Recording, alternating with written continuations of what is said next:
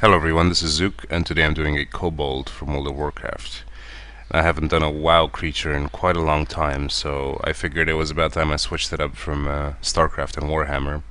I was getting pretty bored of those games myself, so I picked the Kobold because I figured everyone knows the Kobold. Everyone's encountered it throughout their travels in Azeroth. Everyone should be familiar with it. Now, a little background info on what the creature is based off of. The kobold is supposed to be a creature in Germanic folklore. However, there are many derivations of that word and various forms of it that have been used in throughout the entire Europe. So it's very popular. It's sort of like a fairy, if you want to put it like that. It's not an evil creature. It's sometimes it comes in the form of a child. Other times it's mixed between animal and human.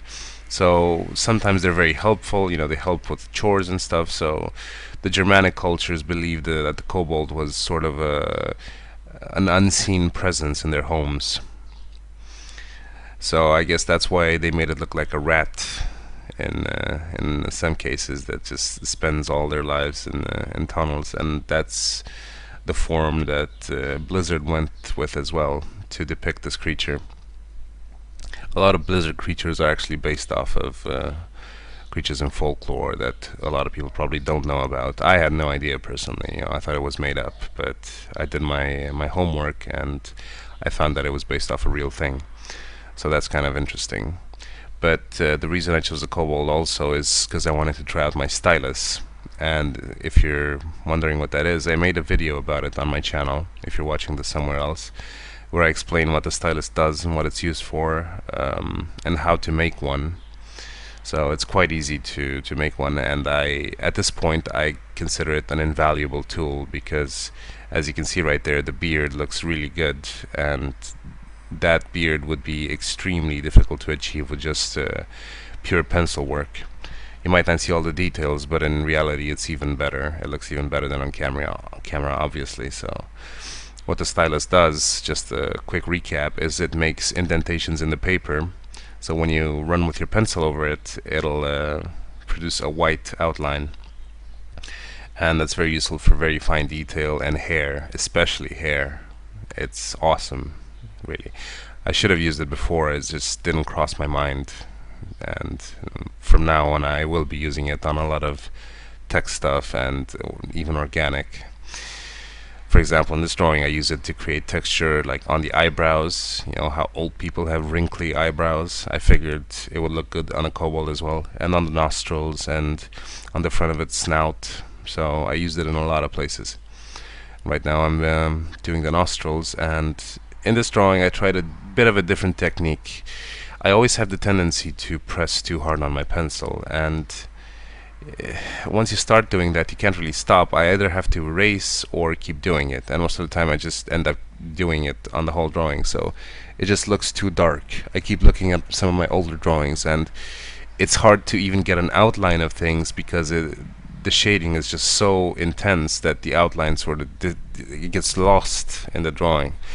But here I try to be as light as possible with the pencil, and I think it worked out really well because on the face, you know, there's a lot of detail. You can see that it's very fine, it's very nice, it looks very good. But you know, I didn't go past like 50% gray on most of the face, except maybe for the ear, because it has to have a bit of depth, or maybe the nostrils as well.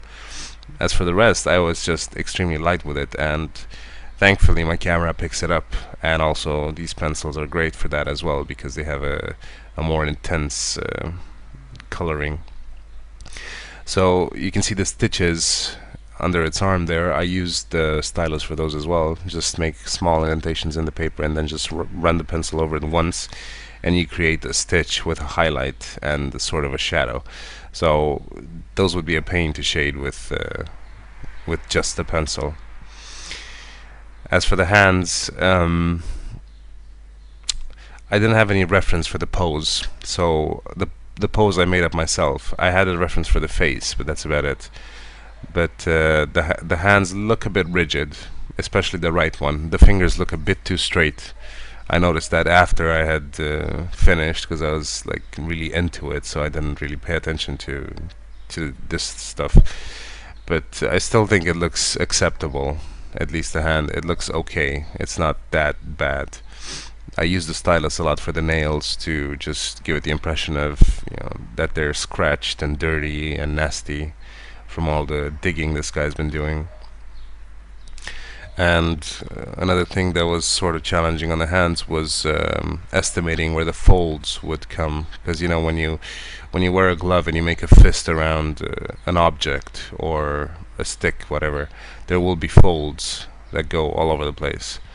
So those are kind of difficult to guess where they go, but just keep trying and erasing if it doesn't work out.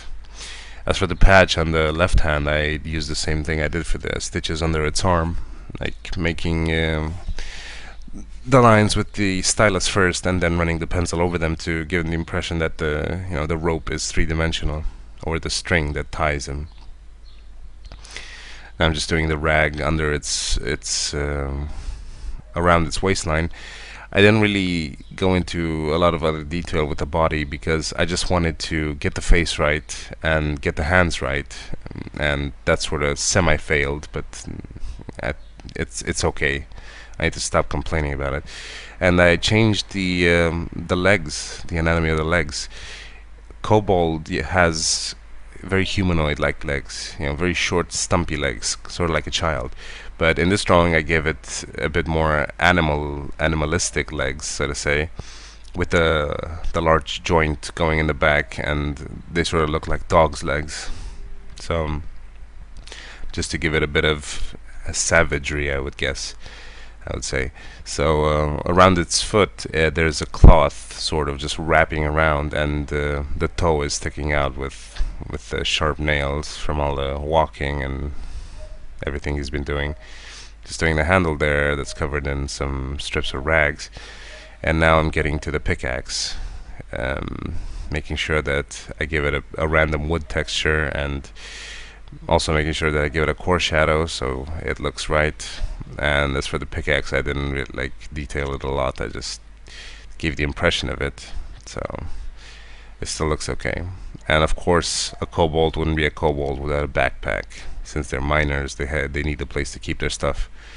Very simple, just drawing a few folds there, drawing the highlights, and just then the lid over the backpack. And that's about it. I think it looks good. So I hope you enjoyed it, and I'll see you next time. Bye.